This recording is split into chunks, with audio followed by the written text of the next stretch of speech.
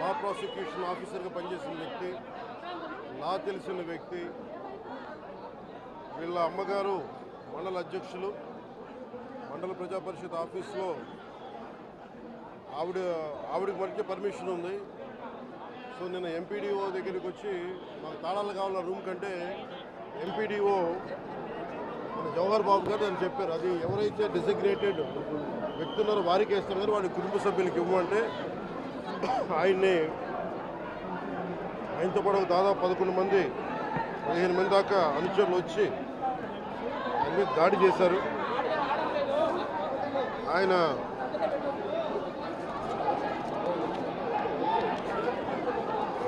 ఇది నాకు నిన్న ఈవినింగ్ ఒక 7 గంటలకు తెలిసింది.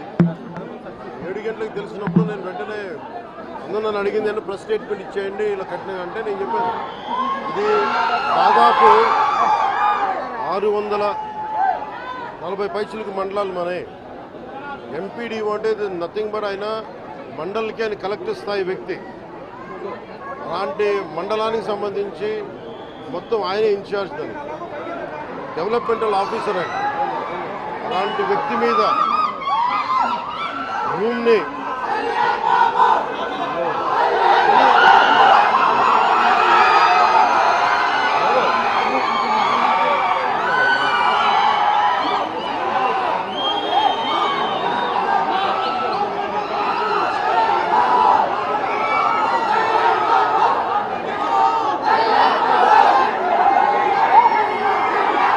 అరిస్తే లాభం లేదు.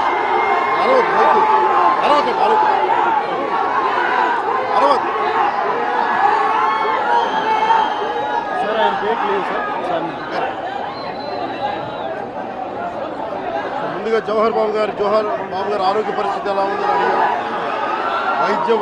వైద్యం సరైన వైద్య విధానాలు జరుగుతున్నాయి లేదని దాని గురించి మాట్లాడాం. అలాగే నేను ఇక్కడికి ఎందుకు ప్రత్యేకించి పరామర్శించి రావడానికి ఎందుకు అనుకున్నామంటే ఇది ఒక్కరి మీద జరగల, రాష్ట్ర యంత్రాంగం మీద దాడిగా చూస్తున్నాం. దీన్ని వైసీపీ నాయకులకి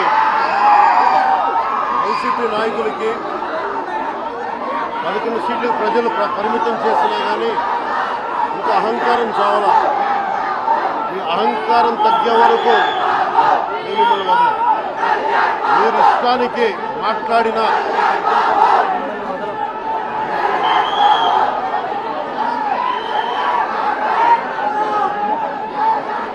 అహంకారంతో కొట్టుకొని మీరు ఈ పరిస్థితికి వచ్చారు.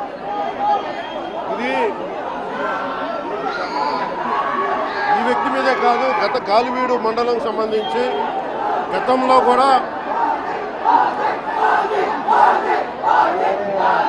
ఏంటా మీరు ఎప్పుడు ఏ స్లోగన్ ఇవ్వాలో మీకు తెలియదు. అక్కడండి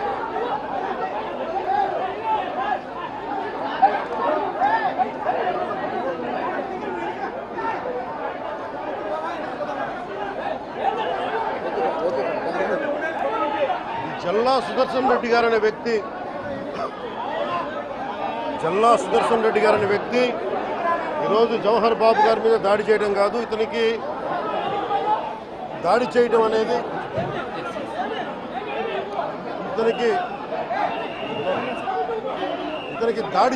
కొత్త కాదు. జల్లా సుదర్శన్ రెడ్డి గారికి గతంలో కూడా ఈయన ఇదే ఎంపీడీఓలో ప్రతాప్ గారి మీద దాడి చేశారు, శేఖర్ నాయక్ గారి మీద దాడి చేశారు, అలాగే శ్రీనివాసులు రెడ్డి గారి మీద దాడి చేశారు. ఇది వీళ్ళ రాజ్యాలు అనుకుంటా ఉన్నారు. ఇష్టానికి మేము చేసుకోవచ్చు.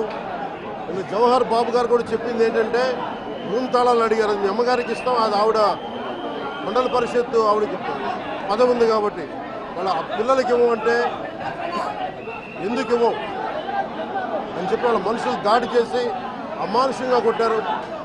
ఆయనకి హై బీపీ ఉన్న వ్యక్తి, హార్ట్ ప్రాబ్లం ఉన్న వ్యక్తి, పైగా కూర్చోబెట్టి కులాన్ని దూషించడం.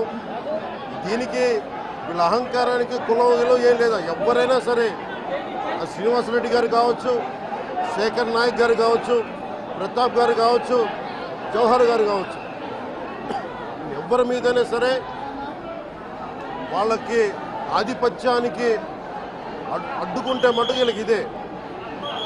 నేను వీళ్ళందరికీ ఇదే చెప్తున్నాను. మీకు ఇది గత ప్రభుత్వంలా కాదు, ఇది ఇష్టారాజ్యంగా చేస్తాం మేము కూర్చున్న వ్యక్తులం కాదు. మేము సాక్షాత్తు నేనే ఉప ముఖ్యమంత్రిగా ఉండి నేను తప్పు చేసిన శిక్ష పడాలి అని చెప్పి అసెంబ్లీలో చెప్పిన వాడిని. అలాంటిది మీరు ఇష్టారాజ్యంగా కూర్చొని అధికార విధులు నిర్వహిస్తున్న వాళ్ళ మీద దాడి చేస్తే ఏమాత్రం ఉపేక్షించాం.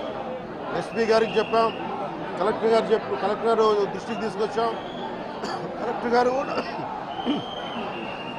గారు కూడా ఇదే చెప్పారు. నిన్న కొట్టగానే వెంటనే ఆయన విజయవాడలో ఉంటే ఆయన దృష్టికి తీసుకొస్తే వెంటనే ఎస్ఐని కానిస్టేబుల్స్ని పంపించిన సమస్య సాగల. అదనపు బలగాలతో సీఐతో వెళ్తే తప్ప పరిస్థితి కంట్రోల్లోకి రాలా. ఎలా కొట్టారంటే లోపల గడిపెట్టి మరి ఎవరిని రానివ్వకుండా గడిపెట్టి మరి ఆయన అమానుషంగా దాడి చేశారు. నువ్వు ఎలా వస్తావు ఇక్కడికి? ఎవరో వీళ్ళు చెప్పిన మాటలకి తొత్తులు కావాలి వీళ్ళకి. ఈ రోజున నా దృష్టిలోకి వచ్చింది, ఇది మొదటిసారి కాదు. గతంలో ప్రతాప్ గారి మీద దాడి చేశారు, శేఖర్ నాయక్ గారి మీద దాడి చేశారు, శ్రీనివాసులు రెడ్డి గారి మీద దాడి చేశారు. వీళ్ళకి కులం ఎక్కువ తక్కువ లేదు, వీళ్ళకి అహంకారం నడినెత్తి మీదకి వచ్చి కొట్టుకుంటా ఉంది. అహంకారం తీస్తాం, తోలు తీసి కింద కూర్చోబెడతాం మీకు.